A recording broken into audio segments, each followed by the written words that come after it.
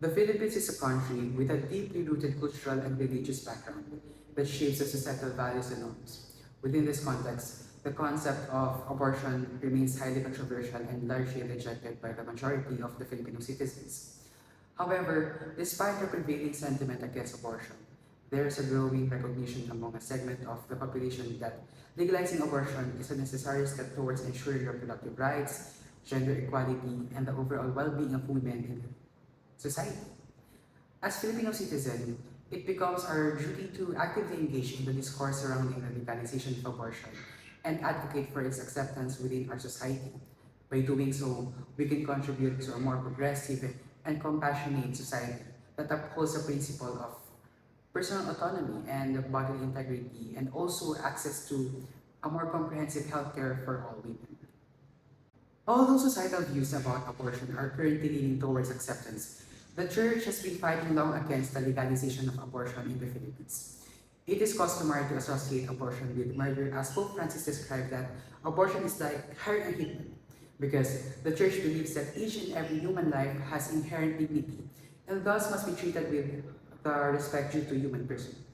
But according to science, a fetus is not recognized as an entity with life not until it enters the second trimester, where they become sentient.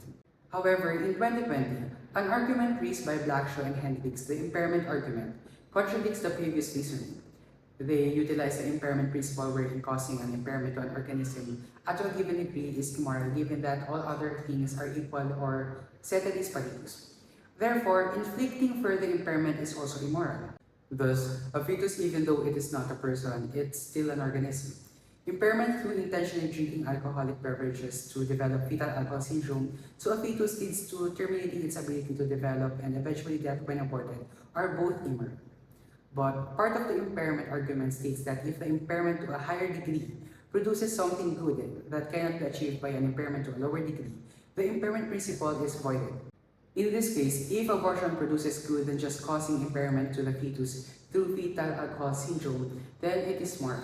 And in the following cases, abortion is moral. Legalizing abortion in the Philippines is essential for safeguarding women's reproductive rights and autonomy.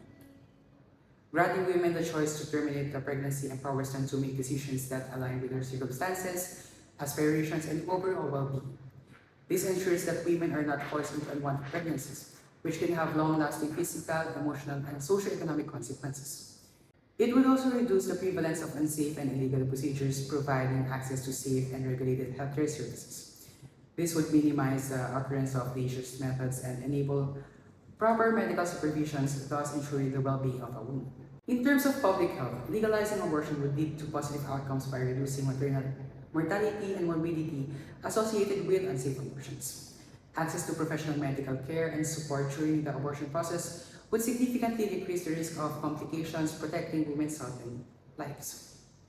In conclusion, legalizing abortion in the Philippines is not only a matter of women's reproductive rights and autonomy, but also aligns with the principles of duty-based ethics. While there are moral and religious arguments against abortion, it is very essential to consider scientific evidence and the well-being of women in the discussion. The recognition that the fetus is not considered an entity with life until a certain stage of development challenges the notion that abortion is inherently immoral. Additionally, the impairment argument highlights the importance of weighing the degree of impairment and its potential consequences. If the overall outcome of abortion, such as safeguarding women's health, preventing further impairment, and promoting individual well-being, outweighs the potential harm, then it can be considered a morally justifiable choice.